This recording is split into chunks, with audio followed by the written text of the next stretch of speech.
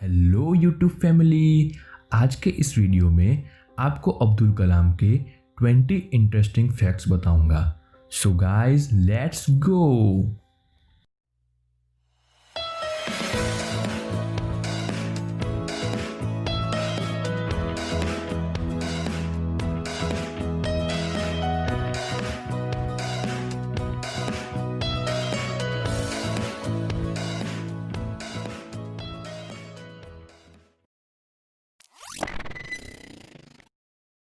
Doctor Kalam शुरू से बहुत मेहनती थे। सिर्फ 5 साल की उम्र से ही उन्होंने अपनी फैमिली को सपोर्ट करने के लिए अखबार बेचना शुरू कर दिया था।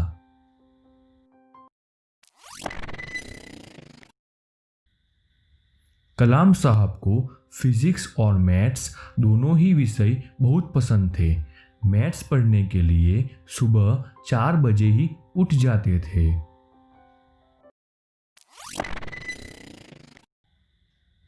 कलाम साहब शुरू से एक पायलट बनना चाहते थे और एक बार वे बेहद करीब पहुंच गए थे। इंडियन एयरफोर्स की सिलेक्शन लिस्ट में वे 9वें स्थान पर थे, जबकि सिर्फ 8 लोगों का ही सिलेक्शन होना था।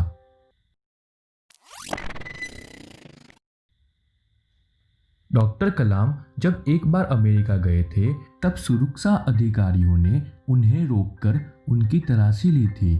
भारत ने इसका कड़ा विरोध किया था।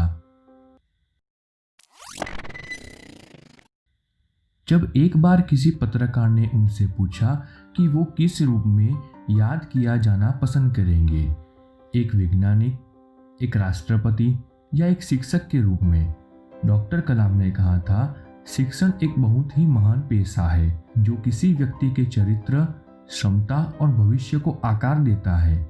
अगर लोग मुझे एक अच्छे शिक्षक के रूप में याद रखते हैं तो मेरे लिए यह सबसे बड़ा सम्मान होगा।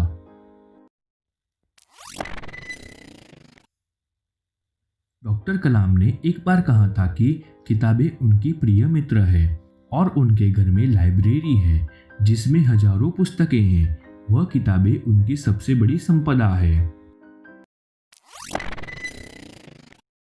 एक इंटरव्यू के दौरान डॉक्टर कलाम ने कहा था कि संगीत और नृत्य एक ऐसा साधन है जिसके जरिए हम वैश्विक शांति सुनिश्चित कर सकते हैं। कला में पूरे विश्व को साथ लाने की ताकत है। डॉक्टर कलाम को संगीत से बहुत लगाव है।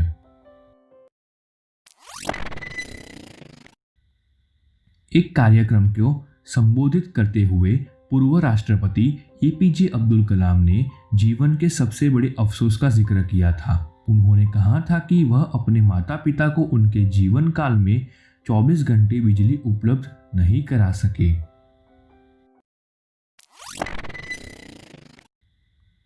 पूर्व राष्ट्रपति डॉक्टर एपीजे अब्दुल कलाम की दूसरा पुण्यतिथि के मौके पर प्रधानमंत्री नरेंद्र मोदी ने पिकारंबू रामेश्वरम के पास तमिलनाडु में निर्मित उनके संग्रहालय का उद्घाटन किया था। यह संग्रहालय डीआरडीओ द्वारा बनाया गया था, जहां पर मिसाइल मैन के पार्थिव शरीर को दफन किया गया था। प्रधानमंत्री नरेंद्र मोदी ने तिरंगा फहराकर इस संग्रहालय का उद्घाटन किया। इसके अलावा प्रधानमंत्री ने डॉक्टर कलाम की एक प्रतिमा का भी ओपनिंग किया, जिसमें वह वीणा बजाते हुए दिखाई देते हैं। इस संग्रहालय में रॉकेट और प्रक्षेपास्त्रों की अनुकुतियां का प्रदर्शन भी बहुत अद्भुत तरीके से किया गया है।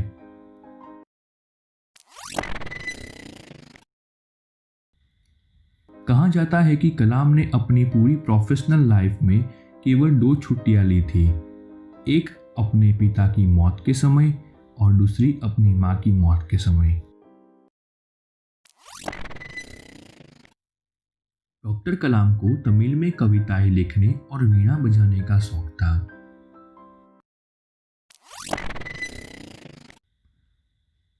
डॉक्टर कलाम पहले ऐसे राष्ट्रपति हुए जो अविवाहित थे और एक वैज्ञानिक भी।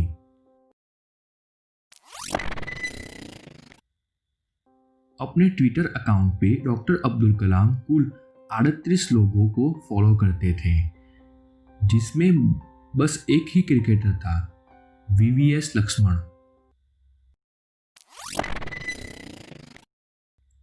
डॉक्टर कलाम महान वैज्ञानिक डॉक्टर विक्रम साराभाई को अपना मेंटर मानते थे।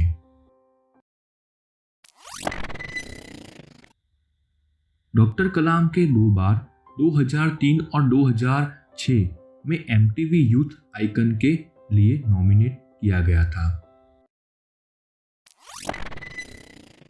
डॉक्टर कलाम चाहते थे कि राष्ट्रपति भवन पूरी तरह से सौर ऊर्जा सोलर एनर्जी से संचालित हो, लेकिन उनके कार्यकाल के दौरान ये कार्य पूरा नहीं हो पाया।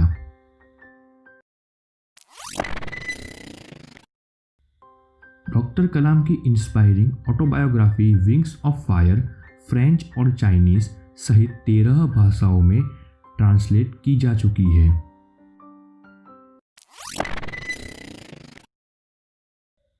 डॉक्टर कलाम ने अलग अलग विषयों पर कम से कम 15 किताबें लिखी है। उनका कहना था, लिखना मेरा प्यार है।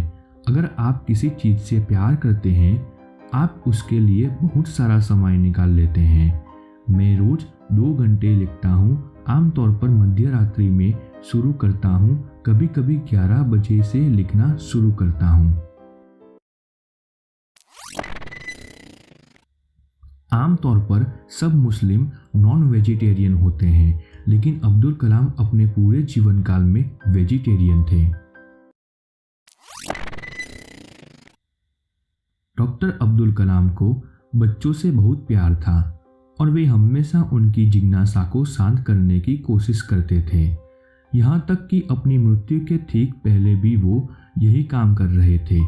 वे IIM शिलोंग में स्टूडेंट को संबोधित कर रहे थे। दोस्तों, याद रखिएगा, अब्दुल कलाम कह के गए हैं कि all of us do not have equal talent, but all of us have an equal opportunity to develop our talent.